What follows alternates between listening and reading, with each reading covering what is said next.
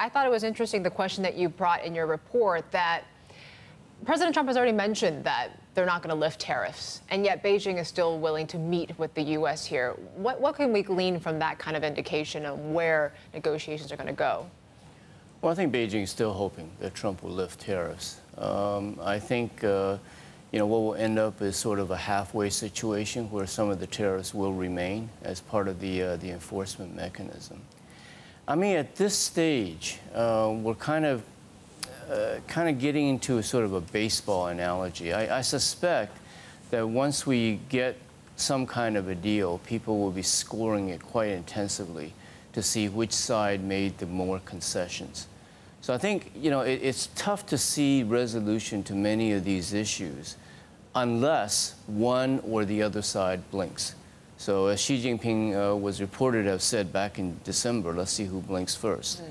I think, there's a, to me, perhaps the main issue is the enforcement mechanism, and about whether the U.S. is able to unilaterally reimpose tariffs, which the business community won't like, but more importantly, that the U.S. can get the Chinese to agree, not to retaliate, to pre-commit not to retaliate. It's really hard to see how China can accept that and sell it as a victory at home. So, does that mean that ultimately Trump has to blink to get a deal? I mean, these are the kinds of questions that we're addressing now. How far does that go then? I mean, if obviously, based on what you said, if we do get a deal, then we have to read between the lines and the details about maybe who's better off. I'm just trying to understand how that filters through then into market sentiment, because does that then justify where these equity markets are at this point in time? I don't think so. So I'm making a call. The reason is, I think, particularly the Chinese equity market, but also global markets, have sort of assumed that Trump would come to his senses, that he would essentially cave on a lot of what he did last year. And so we put a big negative sign in front of everything that happened last year, and we go back to life as it once was. I don't think we're going back to life as it once was. I think the investment regime in the U.S. has changed a lot for Chinese money. That will put a crimp on Chinese technological innovation. I mean, they don't want to admit that, but they will. And we would have thought, by and large, despite all these accusations of technological theft, that it was probably kind of a win-win situation in the past. That you had a lot of Chinese money willing to support startups, in far-flung corners of the world, but also in the Silicon Valley. And if they're not able to do that, in biotechnology as well as high technology, that's not perhaps the best outcome.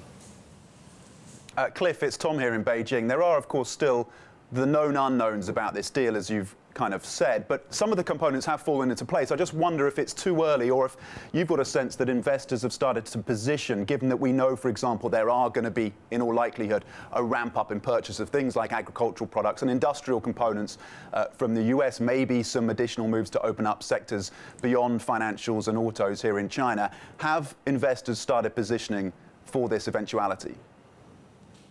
Yeah, no, Tom, hi, good morning. I think they've already started positioning months ago. Again, as I said, I mean, the general thesis, to put it too simplistically, but the general thesis is that Trump will cave. And this has been the way that particularly equity investors have moved. On the purchases, as we all know, I mean, Trump has, put out a position that he would like the Chinese to double or even triple their original commitments. But I want to tell you that as an economist, the idea that China and the U.S., the two largest trading economies in the world, can somehow, by the stroke of a pen, eliminate $200 billion of a bilateral imbalance is just completely fanciful. In my view, due to production constraints and other things, I think they would be lucky to get $20 billion in the first year. So, this is one of those things that makes you wonder about a deal, because if you sign a deal, but then, Trump's favorite metric doesn't measure up, what's he going to do? Is he going to reopen the deal? I think the uncertainty is something that the equity markets are not counting on.